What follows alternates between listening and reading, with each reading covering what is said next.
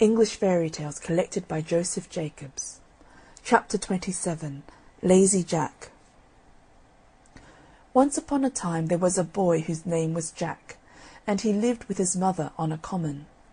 They were very poor, and the old woman got her living by spinning, but Jack was so lazy that he would do nothing but bask in the sun in the hot weather, and sit by the corner of the hearth in the winter time. So they called him Lazy Jack. His mother could not get him to do anything for her, and at last told him one Monday that if he did not begin to work for his porridge, she would turn him out to get his living as he could. This roused Jack, and he went out and hired himself for the next day to a neighbouring farmer for a penny. But as he was coming home, never having had any money before, he lost it in passing over a brook. "You stupid boy," said his mother. "You should have put it in your pocket." "I'll do so another time," replied Jack. On Wednesday, Jack went out again and hired himself to a cowkeeper, who gave him a jar of milk for his day's work. Jack took the jar and put it into the large pocket of his jacket, spilling it all long before he got home. "Dear me," said the old woman, "you should have carried it on your head." "I'll do so another time," said Jack. So on Thursday, Jack hired himself again to a farmer, who agreed to give him a cream cheese for his services. In the evening, Jack took the cheese and went home with it on his head.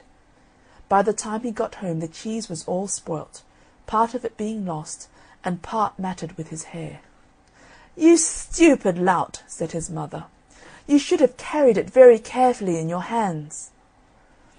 "I'll do so another time," replied Jack. On Friday, Lazy Jack again went out and hired himself to a baker, who would give him nothing for his work but a large tomcat. Jack took the cat and began carrying it very carefully in his hands, but in a short time Pussy scratched him so much that he was compelled to let it go. When he got home his mother said to him, "You silly fellow, you should have tied it with a string and dragged it along after you." "I'll do so another time," said Jack. So on Saturday Jack hired himself to a butcher, who rewarded him by the handsome present of a shoulder of mutton. Jack took the mutton, tied it to a string, and trailed it along after him in the dirt, so that by the time he had got home the meat was completely spoiled.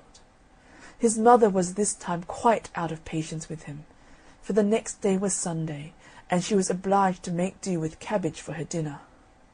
"You ninny hammer," said she to her son, "you should have carried it on your shoulder." "I'll do so another time," replied Jack. On the next Monday, Lazy Jack went once more and hired himself to a cattle keeper, who gave him a donkey for his trouble. Jack found it hard to hoist the donkey on his shoulders, but at last he did it, and began walking slowly home with his prize. Now it happened that in the course of his journey there lived a rich man with his only daughter, a beautiful girl, but deaf and dumb. Now she had never laughed in her life, and the doctors said she would never speak till somebody made her laugh. This young lady happened to be looking out of the window when Jack was passing with the donkey on his shoulders, with the legs sticking up in the air, and the sight was so comical and strange that she burst out into a great fit of laughter, and immediately recovered her speech and hearing. Her father was overjoyed, and fulfilled his promise by marrying her to Lazy Jack, who was thus made a rich gentleman. They lived in a large house, and Jack's mother lived with them in great happiness until she died.